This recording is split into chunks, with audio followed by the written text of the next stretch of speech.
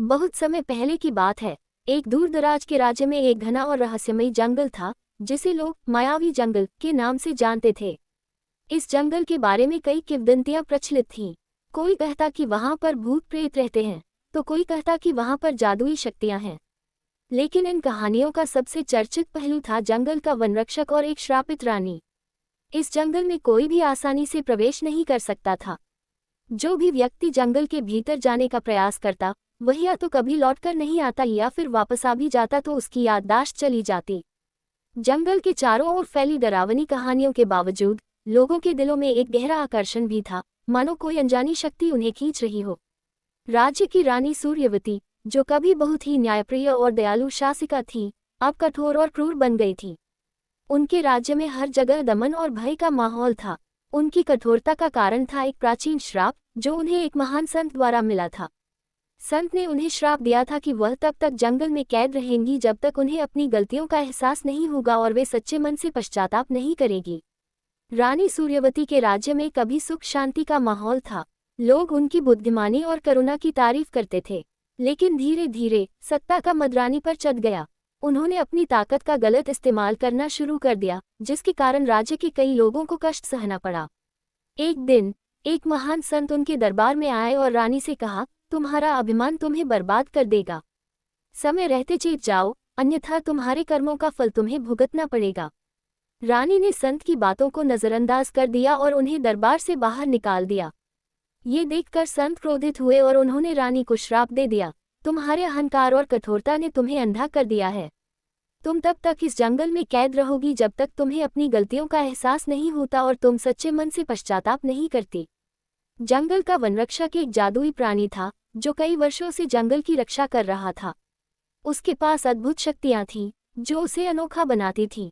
कुछ लोग कहते थे कि वह आधा मानव और आधा जानवर है, तो कुछ का मानना था कि वह कोई प्राचीन जादूगर है जिसने अपनी आत्मा को जंगल की सुरक्षा के लिए समर्पित कर दिया है।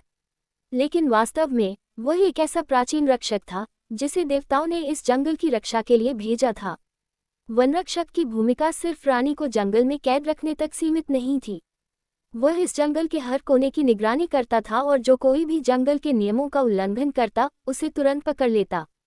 उसकी आंखें हर जगह थीं और उसकी उपस्थिति से ही जंगल में एक अद्भुत और डरावना माहौल बना रहता था। कई वर्षों बाद राज्य के एक छोटे से गांव में एक युवक अर्जुन रहता था। वह बहुत ही निडर और साहसी था और उसके दिल में अपने राज्य और प्रजा के लिए गहरी करुणा थी। अर्जुन ने बचपन से ही मायावी जंगल की कहानियां सुनी थी और हमेशा सोचा करता कि आखिर इस जंगल का रहस्य क्या है। एक दिन जब उसने एक बुजुर्ग से रानी के श्राप की कहानी सुनी, तो उसने ठान लिया कि वह इस रहस्य का पता लगाएगा और रानी को उनके श्राप से मुक्त करने की कोशिश करेगा। अर्जुन ने जंगल के बारे में जितनी भी जानकारी इकट्ठी कर सकता था, कर ली और फिर एक दिन बिना किसी को बताए जंगल की ओर निकल पड़ा। जंगल में कदम रखते ही अर्जुन को महसूस हुआ कि यह कोई साधारण जंगल नहीं है। वहां की हवा में कुछ अद्भुत और रहस्यमय था। जंगल में चलते चलते अर्जुन को एक बड़ा सा प्राचीन वृक्ष दिखा, जिसके तने पर कई पुराने और जटिल निशान बने हुए थे। जैसे ही वह उस पेड़ के पास पहुंचा, एक गहरी और गंभीर आवाज ने उसे पुकारा, तुम कौन हो और यहाँ क्यों आए हो? अर्जुन ने अपने चारों ओर देखा, लेकिन कोई नहीं था। अर्जुन ने कहा, मैं अर्जुन हूँ और मैं इस जंगल की सच्चाई जानने आया हूँ। मैं रानी सूर्यवती को उनके श्राप से मुक्त करना चाहता हूँ। अर्जुन की आवाज सुनकर वनरक्षक प्रकट हुआ। वह एक अद्भुत और शक्तिशाली आकृति थी, जो अपने विशाल शरीर और चमकती आंखों के साथ अर्जुन के सामने खड़ा था। क्या तुम जानते हो कि यह कितना कठिन और खतरनाक कार्य है? वनरक्षक ने कहा। अर्जुन ने साहस के साथ उत्तर दिया, हाँ, मुझे पता है।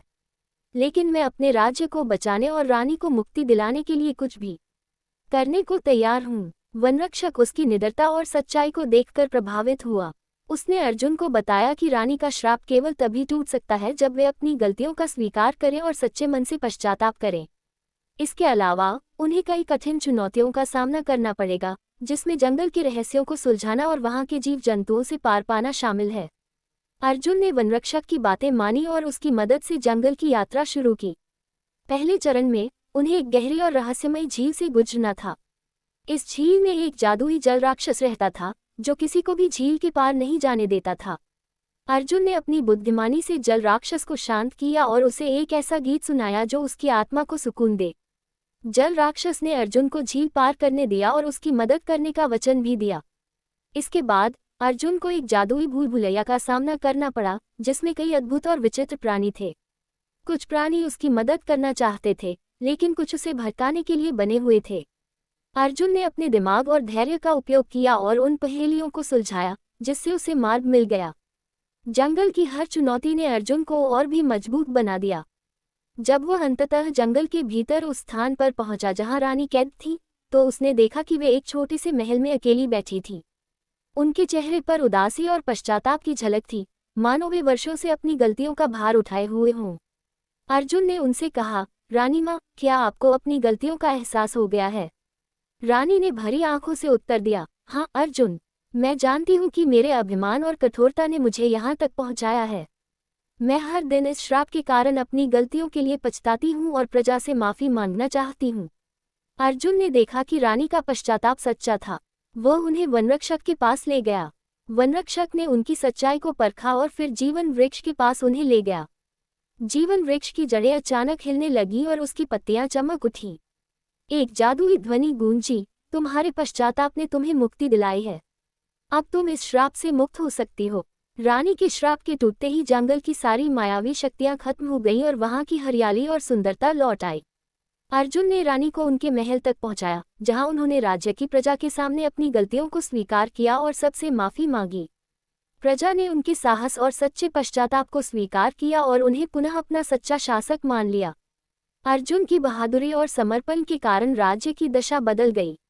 रानी सूर्यवती ने महसूस किया कि अर्जुन की कोशिशें केवल उनकी मुक्ति के लिए नहीं थीं, बल्कि पूरे राज्य को एक नए जीवन का उपहार देने के लिए थीं। उन्होंने अर्जुन को सम्मानित किया और उसे राज्य के मुख्य सलाहकार के रूप में नियुक्त किया, ताकि उसके साहस और बुद्धिमत्ता से राज्य को लाभ मिल सके। रानी ने राज्य की सभी प्रजा के सामने अपनी गलती स्वीकार की और वचन दिया कि वह अब अपने लोगों की भलाई के लिए हर संभव प्रयास करेगी। उन्होंने उन सभी नीतियों को बदल दिया जो अत्याचार और कठोरता पर आधारित थीं। उन्होंने किसानों, व्यापारियों और साधारण लोगों के लिए नई योजनाएं शुरू की, जिससे राज्य में समृद्धि का माहौल लौट आया। अर्जुन की सलाह पर रानी ने पूरे राज्य में स्कूल और चिकित्सा केंद्र बनवाए, ताकि शिक्षा और स्वास्थ्य सुविधाएं हर व्यक्ति तक पहुंच सकें। उन्होंने जंगल के आसपास के गांवों को फिर से बसाने और वहां के लोगों के लिए रोजगार के अवसर उत्पन्न करने का काम भी शुरू किया। इससे जंगल का भय भी धीरे धीरे खत्म होने लगा और लोग फिर से जंगल की समृद्धि और हरियाली का आनंद लेने लगे। जब राज्य में सब कुछ पहले जैसा सामान्य होने लगा, तब अर्जुन और रानी ने वनरक्षक से मुलाकात की।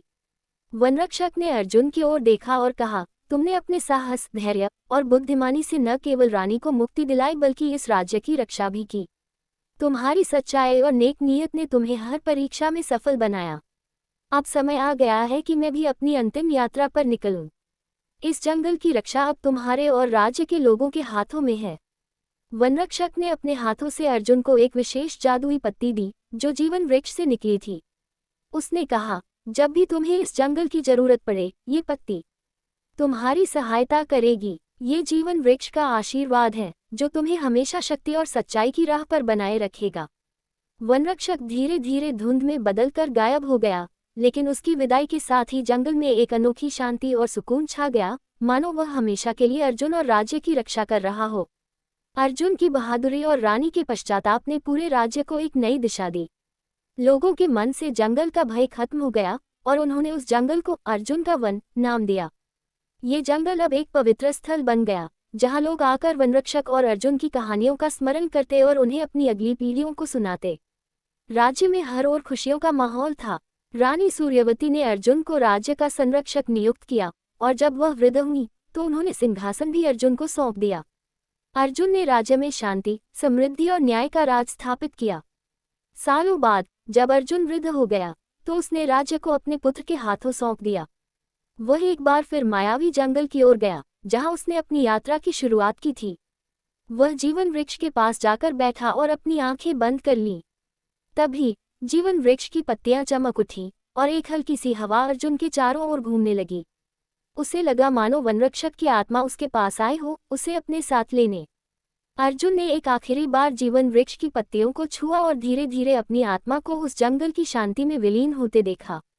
उसके जाने के बाद जंगल की पत्तियों से एक मधुर संगीत गूंज उठा, मानो वनरक्षक और अर्जुन की आत्माएं उस जंगल का हिस्सा बन गई हों, जो हमेशा उस पवित्र स्थान की रक्षा करती रहेंगी।